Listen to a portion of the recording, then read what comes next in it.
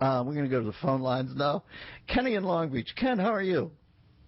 Hey, how's it going, Dennis? I was just watching a little bit of Dennis, what's his name? Not Dennis, Michael Moore's got a new film out about capitalism. I haven't exactly seen it yet, but he gave a... Wait a second, Ken. I'm going to let you speak, but you were just watching a little, but you haven't seen it yet. No, which is it? Have you heard about the film or have you seen it? I've seen Michael Moore talking about it. He said that 95% of the wealth is in the... I think 1% of the... was it 95% of the wealth? I think the bottom 95% and the top 1% of the people have more wealth than the bottom 95%. That seems like an astounding statistic if that's the way it's going. Well, he's north of 100. You know, his back end on the Fahrenheit movie, north of 100 mil. I assume he took it. I'm a little disappointed in him that he did, because it was capitalism to the highest order. He shouldn't have taken that money, really. This documentary would have a lot more credence to me if he just said, I am going to decry capitalism in my next documentary, and I really cannot be privy to these funds because, quite frankly, he's a much bigger capitalist than I'll ever be in my life. Anyway, go ahead. Well, no, he's a very rich guy. I mean, Kennedy was very rich. FDR was a multimillionaire. That doesn't mean you can't be a socialist and be a multimillionaire. Why? Wait, Kenny, now I don't like that haranguing stuff. Stop it. Now listen, if you're going to be a socialist, one of the key things there is to not break away from the pack fiscally. He should make about what you make. Now, where are you at? Are you comfortable with what you make a year, or are you disappointed? I'll tell you what I make. My best year last year, I made $38,000. Are you happy with that? No. They think that's way too much. In fact, George... Why don't you call Michael Moore? You can solve this on a man-to-man thing. You can say, Michael, you piqued my curiosity. I'm wondering why you probably have, let's see, after taxes, north of $50 million in the bank, and I'm knocking off $38K a year in my best year. I'd like to meet you in the middle. The difference between $38K and $50 million is $49,962,000. You divide that in two, and you have $29,800 or $29,800,000. Why don't you just call him and get this on, man? Because you're right. I think it's inequitous that he has $50 million and you're not making any more than $38,000 a year. But I think you can solve this and stay on. Well, go ahead. I'll let you patch up here. But you understand, it's not right that he has that money. He's That's right. Oh, that's well, right. go get him, baby. Go get him. I don't like the inequality. Most people don't, Dennis. We don't like inequality. Why aren't people leaving socialists? Can I just ask you this before you hang up on me? Canada is a socialist I'm not country. hanging up on you. Listen.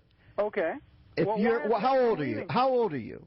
I'm 52 years old, and that's my best year, 38,000. Well, how far I make back? about 19,000 this year if I'm lucky. Well, how far back would you want me to come to feel good about yourself? Well, I think we should go back like the good old days. So before Reagan came, the tax rate was 72%. Rich people did just fine. We had a middle class in this country. What's wrong with that? Even if rich people gave 72%, you, at age 52, would still be underachieving.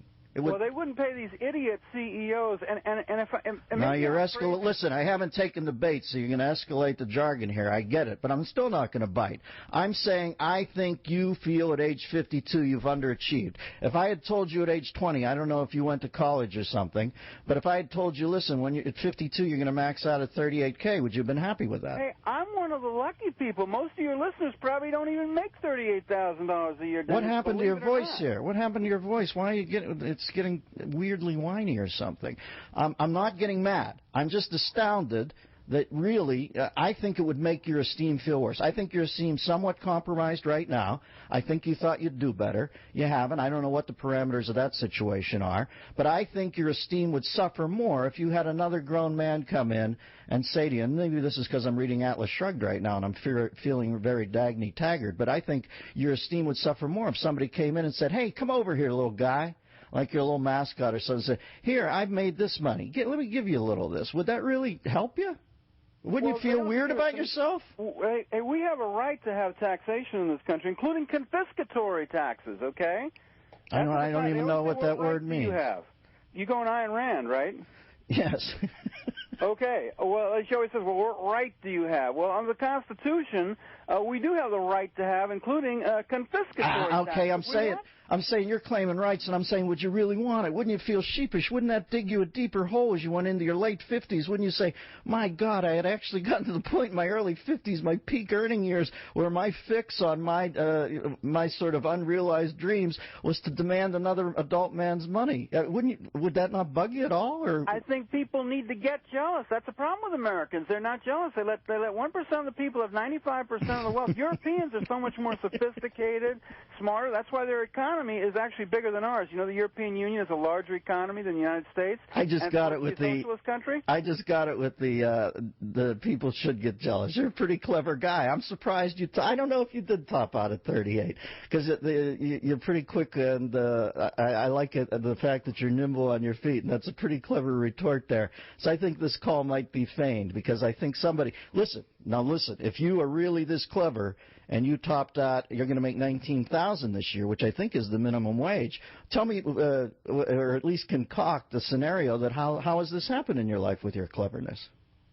Well, I told you I'm one of the lucky ones. No, don't tell me that. Get off the page for a second. I'm saying, how have you gotten to 52 and you're going to make minimum wage this year with your sort of mind, the way it fires? It fires pretty quickly. What's up? What missteps did you take? Did you not go for something? Were you a reticent man, a timid man? Did you get in a divorce? What's your scenario that you're making 19 this year? Because quite frankly, you know, there's a kid working a fry machine somewhere still in high school making 19. So how did you get yourself into this corner? Well, I'll tell you how. They took away my job because they think I'm making too much money. I was a truck driver. Well, listen, I know who they are. Oh, they want to bring in I know who they are. You don't even have to tell me. Under NAFTA. Hello? I'm here. You keep thinking I'm going to hang up on you. I'm not. Oh, okay. Well, one last thing. If socialism is so bad, why isn't everyone leaving Canada? Everyone's leaving Mexico, which does things your way, the Republican way. Everyone wants to get the heck out of there. They do things the Ayn Rand way. No unemployment insurance. No, you can be as poor as you want. The only socialism you get is they'll throw your dead body in a ditch. That's the only socialism you get. Okay, down there. And everyone wants to leave. But Canada, the nanny state, the socialist place, gee, they seem to be staying there. It's 20 degrees below zero in the winter. You know why they don't want to? You know why they don't want to come down here from Canada? Because you get this whiny nasal thing, and nobody wants to live around there. You're the reason they don't come. No, I'm kidding you. Well, listen, I like self-determinism. You don't. I feel badly for you. If in fact, I don't think you're telling me the truth. I don't think you have been dumped out at age 52 making $19K. But if you have. With your sort of mind, I'm telling you, I'd like to hear. Can you email Christian and break it down for me where it all went wrong?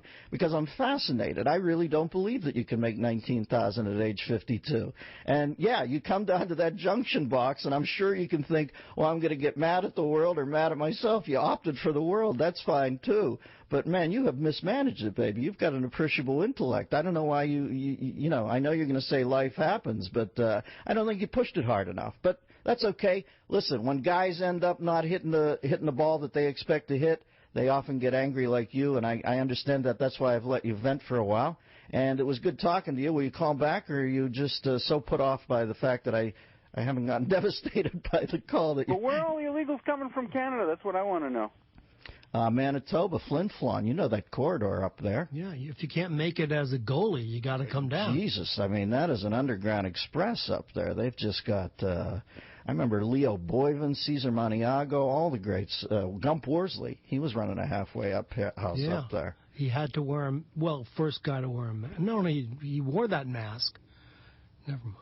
I'm just trying to stay on the phone with this guy till he actually hangs up. I love getting guys who think you're going to hang up on them and just getting so mundane with them that they eventually say, I've got to go. This is crazy. All right, Dennis, I'll let you go. You got other callers? No, I don't, Kenny.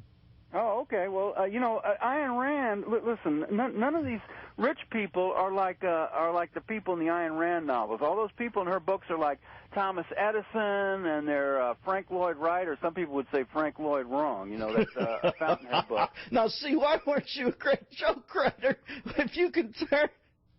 What's up now?